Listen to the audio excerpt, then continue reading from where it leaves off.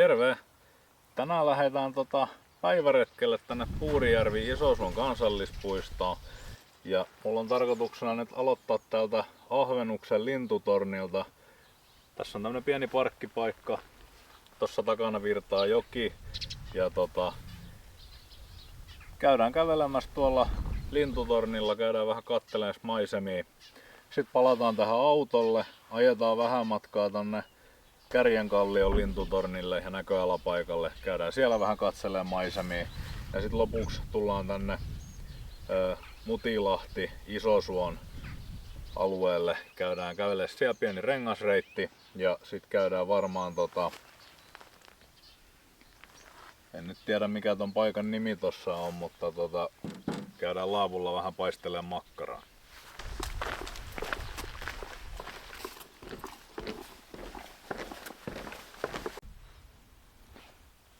Tästä pysäköintipaikalta tosiaan siis ole kauhean pitkä matka, että tuo lintutorni melkein näkyykin tuolla jo. Ja tosiaan tää kansallispuisto on siitä taas vähän erikoisempi, että täällä ei mun käsityksen mukaan mitään kauhean suuria noita rengasreittäjiä oo, että ei välttämättä niin semmoseen vaeltamiseen juurikaan sovellu, mutta varmasti todella kiva päiväretkikohde ja täälläkin pitäisi jonkunnäköinen tulipaikka kyllä sit olla, niin pääsee ainakin makkarat paistelee ja nauttii ulkoilmasta. Osuu vielä tämmönen aika nätti ilmakin tälle päivään. Aurinko paistaa ja joku vajaa 15 varmaan lämmintä.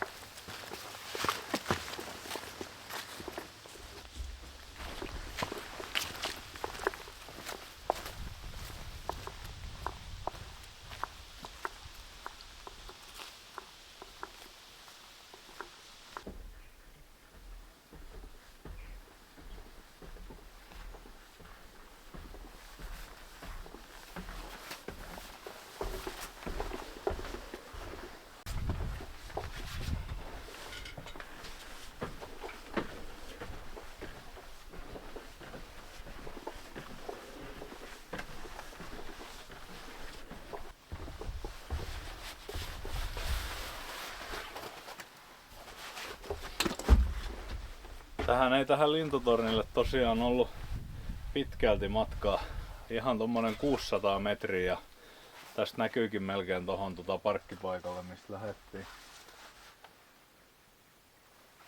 Aika heinikkoista oli toi polku. Tuolla näkyy toi silta minkä juureen jätettiin auto ja se polku kulki tästä sitten tätä heinikon reunaa. Oli paikkapaikoin aika pitkääkin heinää, mutta hyvin sieltä pääsi kulkemaan. Kengät kannattaa valita semmoset, mistä ei ainakaan heti tuu vesi sisälle. Mulla pitäisi olla tämmöset Gore-Tex-pintaiset ulkoilupuutsit, mut niin vaan tuli vesi taas kerran läpi.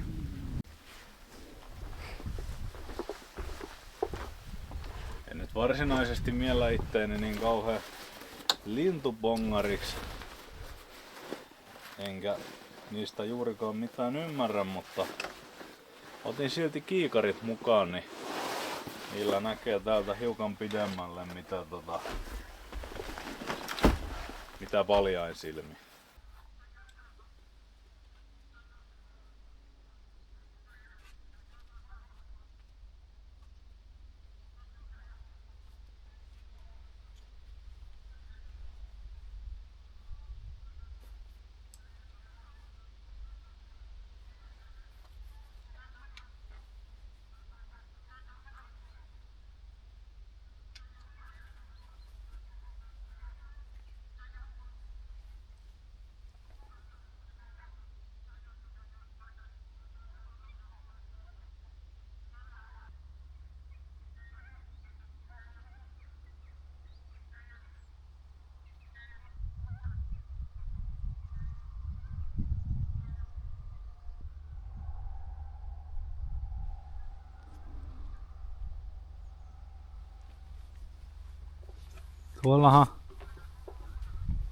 Tuollahan kökkii joku haikara tuolla kivellä.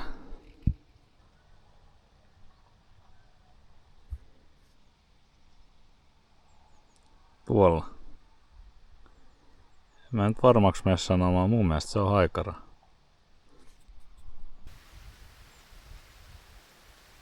Se on valkoinen, sillä on pitkät koivet ja terävä nokka.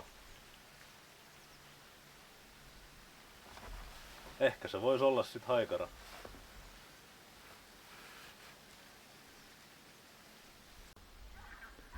Tuolla se tosiaan se haikara, varmaan joku 150 metriä alle, 100-150 metriä sillä välillä, niin pönöttää tuolla ton kiven päällä. Täytyy varmaan seuraavaksi alkaa kirjoittaa joulupukille lahjatoiveeksi semmoista pitkän matkan teleobjektia, niin pääsis vähän lähemmäs. Ja tuolla tosiaan pulisee noita hanhia. Ne laskeutuu tonne keskelle peltoa. Terveydeksi. Kai niissä jotain syömistä sit on.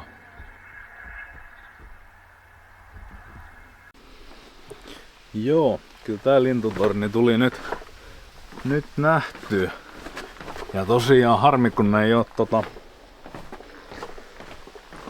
mitään pitkää objektia tähän kameraan, niin sais teillekin näytettyä vähän tarkemmin.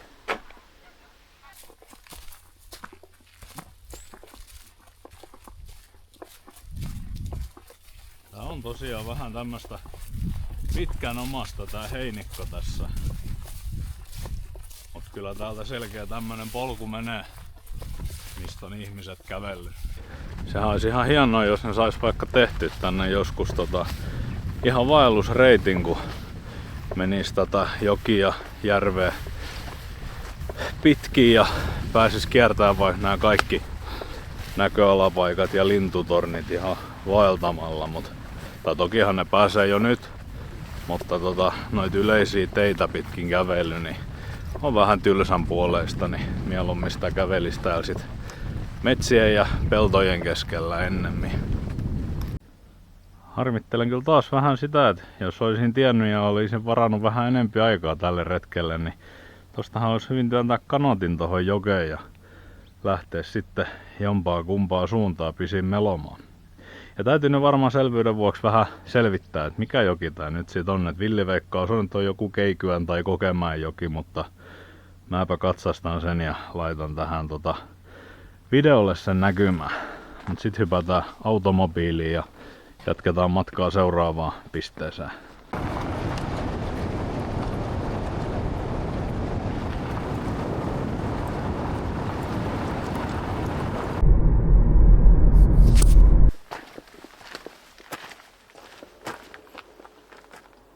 Okei, tämän paikan nimi on nyt sit Kärjenkallio.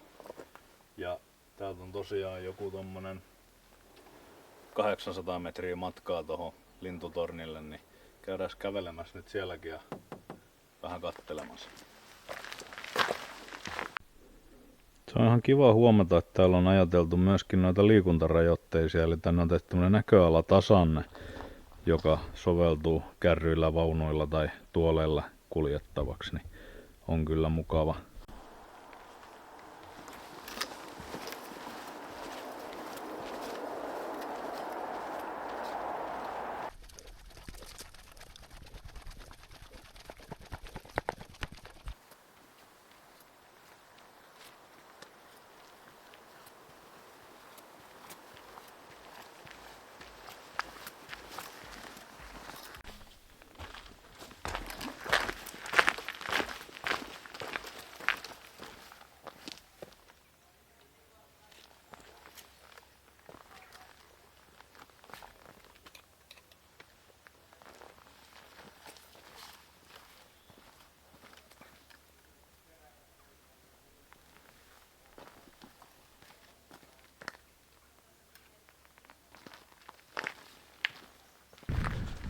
Ohitinkin tossa jo äsken ton helppo kulkuyhteyden näköalatasanteen. Se on tuolla näkyy tuolla varmaan tuolla mun takana ja sitten täällä piti kulkea näköjään lehmäaitauksen läpi, niin tossa oli kyltti, että suljethan aitauksen perässäsi menne ja tulle, niin sulettiin, ettei lehmät karkaa.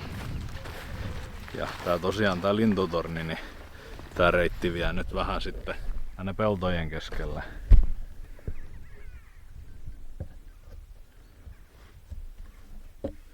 En tiedä sitä varmaan on. Mä luulen, että se on ton mettäkaistaleen tuolla takapuolella. Ja tuolla tosiaan näkyy toi näköala tasanne, mikä on kärry kautta vaunu kautta pyörätuoli ystävällinen. Täällä on aika ahkeroita hämähäkkejä. Tästä mua ennen just kulki yksi porukka ohi ja tää on taas tää koko polku. Mä en tiedä näkeekö kuin hyvin kameraa, mutta ihan täynnä poikittaisia hämähäkiseittejä koko polku. Sitten täällä pörrää sudenkorennat. Miettikää hei, syyskuun loppupuoli ja en tiedä mitä tässä auringossa, varmaan äkkiä 17, 18kin voi olla lämmintä ja täällä pörrää sudenkorennat. On ne kovia veitikoja.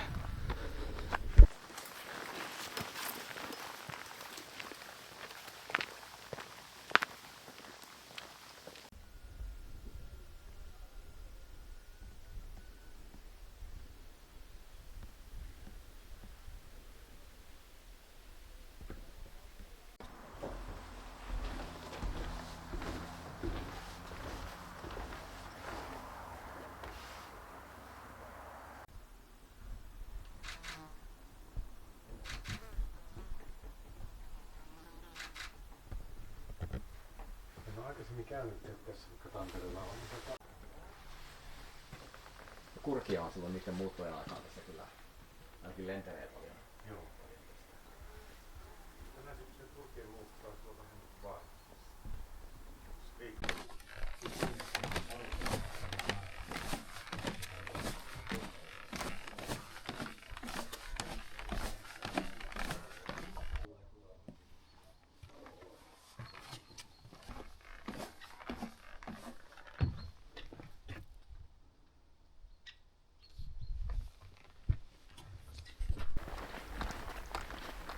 Siinä tosiaan tornilla oli muutamakin ihan ammattilaisen näköinen lintubongari, niin en siinä kauheasti viittinyt pulista enkä pölistä. He oli jotain suohaukkaa siinä ilmeisesti bongailemassa ja kyllä niitä muutama tossa lenteli.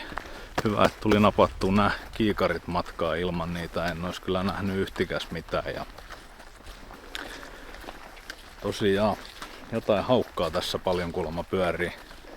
Ja tää toinen kaveri, kun tässä useammin käy kuuleman mukaan paikan päällä, niin on kerran todistanut jopa valkopäämerikotkan tässä suolaidalla. Nyt toki vähän juttu rönsyilee taas sivuraiteille, mutta mä en esimerkiksi tiennyt sitä, että kotka on niin arka otus, että se jopa saattaa parinkin 100 metrin päästä, niin kun valokuvaaja nostaa kameransa niin sanotusti ampumavalmiuteen, niin sillä on niin kova ja tarkka se sen näkö, että se voi sen linssin pienenkin peilauman tai heijastuma havaita todellakin kaukaa. Ja siinä kohtaa, kun se kuvaaja sen linssinsä nostaa ylös ja se kotka sen pienen peilauksen aistii tai näkee, niin se pelästyy saman tien ja lähtee pois. Et ne on kyllä todella... Ei se, sillä on kyllä perää, miksi puhutaan, että lentäjilläkin täytyy olla kotkan näkö.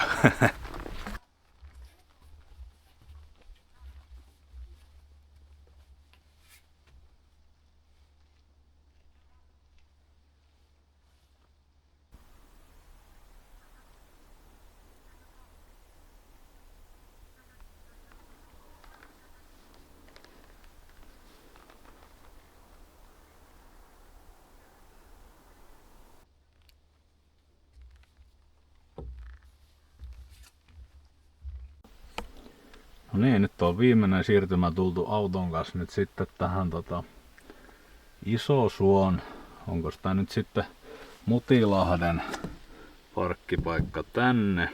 Ja katsotaan nyt, kierränkö ensin tästä tämän lenkin ja sitten jostain pitäisi matkata tonne tulipaikalle. Mä vähän katselen tuohon metsän puolelle, että mistä noi reitit lähtee. Mitään kunnollista karttaahan tää nyt ei oo, tai siis tämän parempaa karttaa ei oo saatavilla. Toki puhelimessa mulla nyt on retkikartta, mutta eiköhän me tälläkin pärjätä. Joo, eli tosta parkkipaikalta lähdettiin nyt hetken matkaa kävelemään tätä hiekkatietä.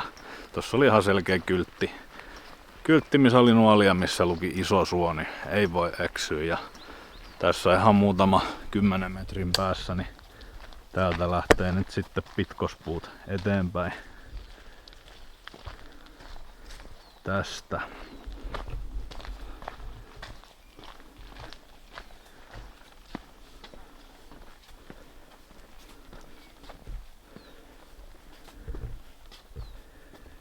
Eli tässä menee tää 1,5 kilsan luontopolku ja sitten on toi Alakauvatsan joki. Mulla alkaa nyt olla sen verran nälkä, että mä luulen, että mä menen tonne tulentekopaikalle nyt syömään ja sit pidetään pienenä sulattelureissuna toi luontopolku. Käydään sekin sit vielä kävelemässä. Nämä matkat ei täällä ole mitään järin suuria. Lähdetään kattelemaan pitkospuita pitkin mihin päästään.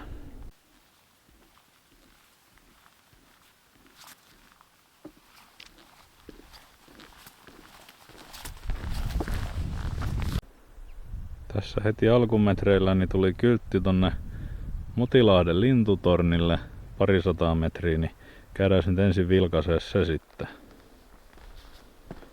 Mä tiedä sanoin mä sitä lintutorni, mutta luontotorni tossa lukee.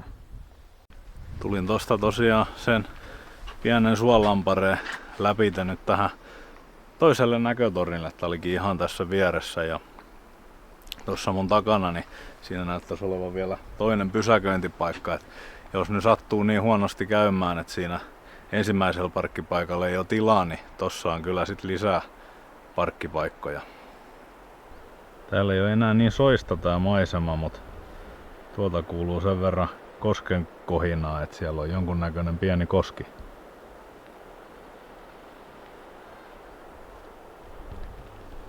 Mä luulen, että mun tarvii sen verran nyt jonkunnäköinen maastokartta kaivaa tohon esille, että mä vähän pääsen näkemään, että mistä täältä nämä reitit menee. Mä nyt en viitteis vielä hirveästi pyöriä ympyrää tässä kohtaa, kun alkaa toi nälkäpolitiikka vaivaamaan, niin täytyy seuraavaksi päästä sinne Notski-paikalle, grillaa parit bratwurstit ja katsotaan, jos jaksan alkaa värkkäilemään. Mulla on tommonen valmis lettujauhosysteemi mukana, mihin lisätään vaan maito ja sötkötellään ne ja sitten pannulle, niin sitä olisi hauska kokeilla.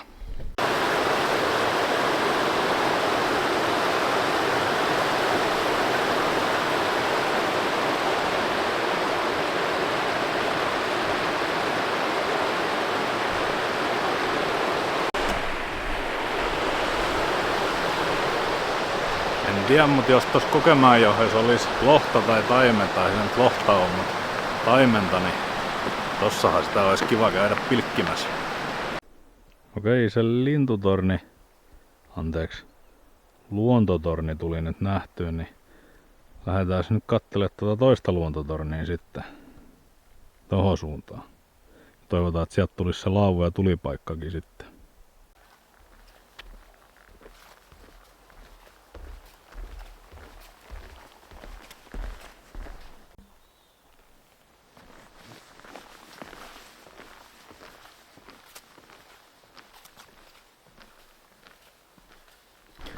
Joo, tossa oli äsken kyltit Turvesuuli ja Alakauvatsan joki. Ja sen tulipaikan pitäisi olla siellä joen varressa, niin nyt ollaan ihan oikealla reitillä. Mua vaan jäi mietityttää, että mikä ihme se Turvesuuli sitten on, mutta kai sekin tosta kohta selvii.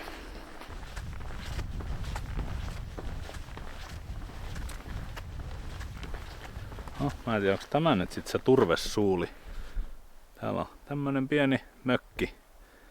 On tänne levähdyspaikkakin tehty. Täällä on pöytä, saa evästellä, jos semmonen tarve tulee eteen.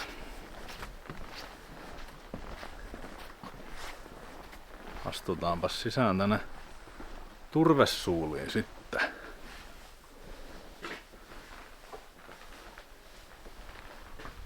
Täällä on vähän niinku tämmönen pienimuotoinen näyttely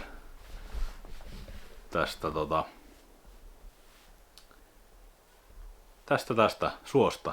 Herranjestas, meinaa sanat hävitä suusta.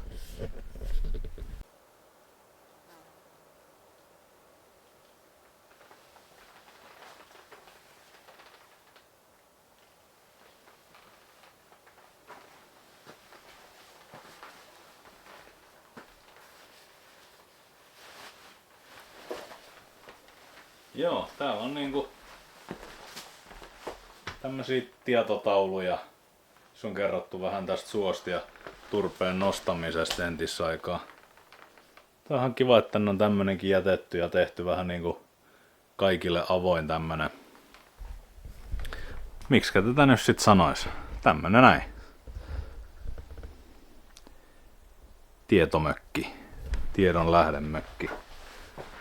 En tiedä, kuinka puhuminen voi olla näin saakeli vaikeet. Joo. Mä luulen, että tänne turvesuuliin, niin tänne on joskus lapattu tuolta suolta turvetta säilöön ja sit sitä on täältä viety taas eteenpäin. En nyt mene vannomaan, kun en oo mikään turpeen lappaaja, mutta näin mä voisin nyt näkemäni perusteella vähän veikata. Semmonen paikka se. Ja sit lähdetään seuraamaan polkua eteenpäin tosiaan sinne tulipaikan suuntaan.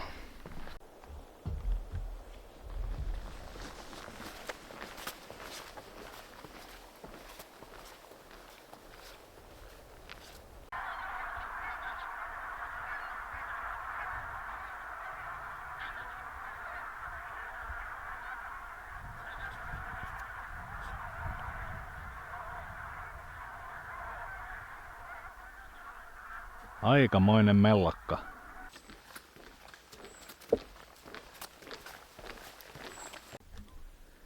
Niin se vaan se suoki sit pikkuhiljaa loppui ja tuolla näyttäisi nyt olevan toi laavupaikka sitten. Ja laavulta tosiaan kuuluu nyt sen verran ääniä, että ei varmaan kuvailla nyt kauheasti siinä, että syödään tosta nyt vähän eväksiä ja ihmetellään, jos tilanne sit hiukan rauhoittuu, niin mä koitan sit kuvata vähän lisää taas.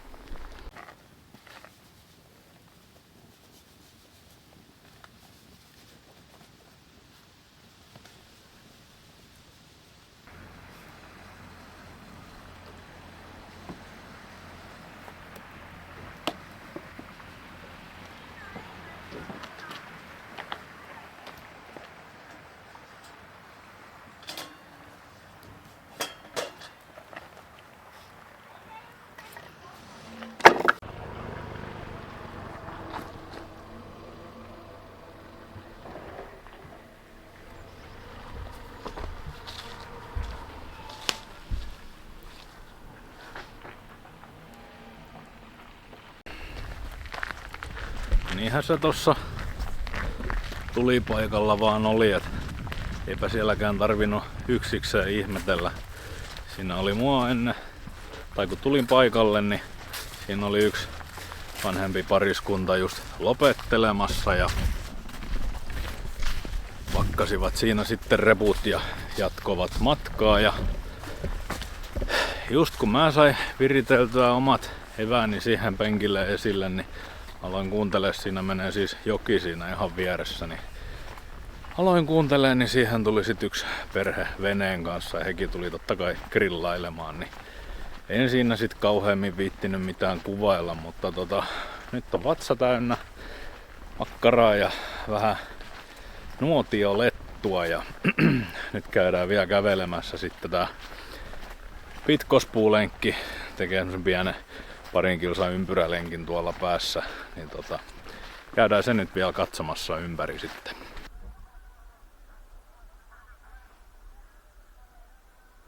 Aika pulina tuntuu täällä suolla oleva. En tiedä onko se sitten muuttolinnut, kun alkaa tekemään lähtöäiset. Parit sorsaparvet on tossa huutanut ja rääkinyt ja sit noi taisi olla varmaankin hanhia. Tää on meikäläiseltä ihan pelkkää arvailua, kyllä tää mun lintutietämykseni on ihan puhtaat nolla. Mut se oli siltä aika hieno, kun se haikara tänään poseerasi siinä kiven päällä. En tiedä sainko siitä edes tolla GoProlla otettua minkäännäköistä kuvamateriaalia, kun koitin sillä zoomata tosta kiikareiden läpi, mutta se oli ihan komian näköinen. Valkoisessa takissa ja pitkällä suipponokalla ja tikkujaloilla se siinä pönötteli. Semmonen huomio nyt tosta laavupaikasta, missä kävin vähän grillailemassa, että vaikka siellä on toki yöpyminen ja totta kai tulentekokin, mutta yöpyminen sallittu ja sinne oli ihan tehty semmoset. Mä en oikein ymmärrä niiden funktioita, että koitetaan niin kuin suojata sit maata, nurmikkoa, vai onko se sit jotenkin mukavuusasia, mulla ei ole ihan selvinnyt. Kun sielläkin on näitä tämmösiä ihme puulavereita, mitkä on siis tarkoitettu telttojen alusiksi.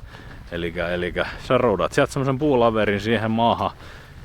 Voisin veikata, että se on hyvin pitkälti sen nurmien tai maan suojaksi, mutta toki voin olla väärässäkin, että jos joku katselijoista tietää tähän vastauksen, niin kirjoitelkaas alle kommenttia.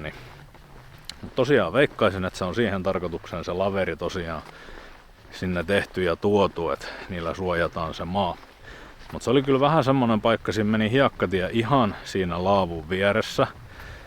Niin mä ite en kyllä välttämättä haluaisi semmoiseen paikkaan jäädä telttailemaan, mutta toki jos tänne nyt tulee yhden yön taktiikalla tutustumaan jostain kauempaa tänne Puurijärvi Isosuon kansallispuistoon, niin kyllä siinä nyt yhden yön sitten viettää.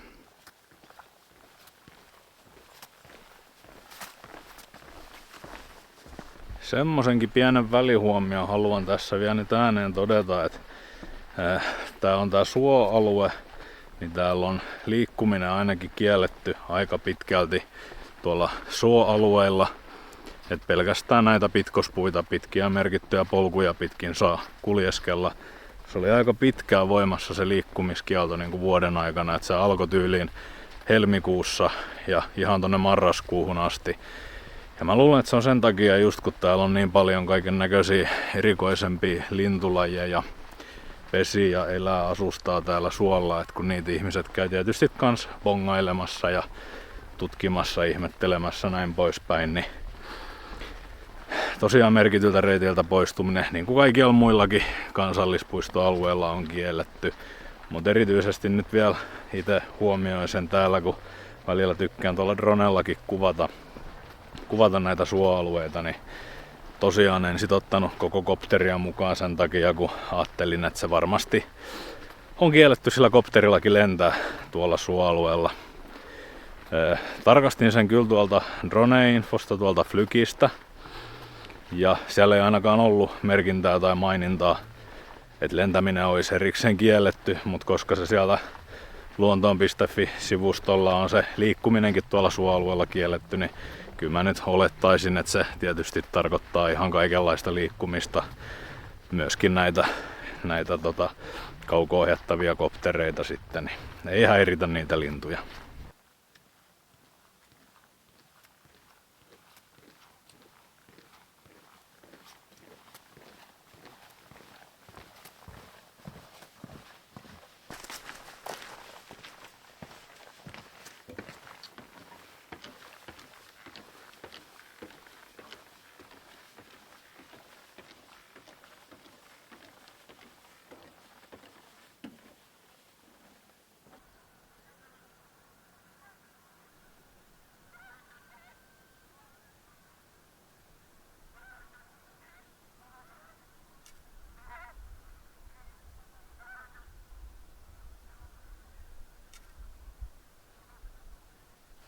Hanhia tuolla ainakin näyttäisi olevan aika paljonkin.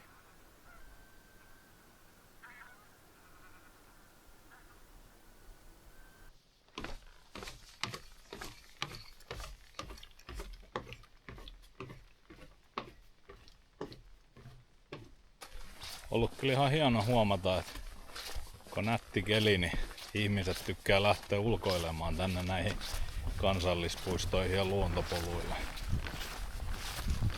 Ehkä sekin sit motivoi taas vähän valtio- ja metsähallitusta panostaa rahallisesti näiden ylläpitoon ja kunnostukseen, ettei kaikki paikat sit ihan vallan rapistuisi. Et se on ollut tosi harmi lueskella noista keskustelufoorumeilta ja nettipalstoilta noista budjetti- ja rahaongelmiin liittyvistä asioista, kun noita on ihan metsähallituksen itsensä toimesta poltettu huonokuntoisia tähystyslavoja, lintutorneja, laavuja, poistettu tulipaikkoja ihan sen takia, kun ei niitä voida ei riitä resurssit ylläpitää niitä, niin se on kyllä todella harmillista.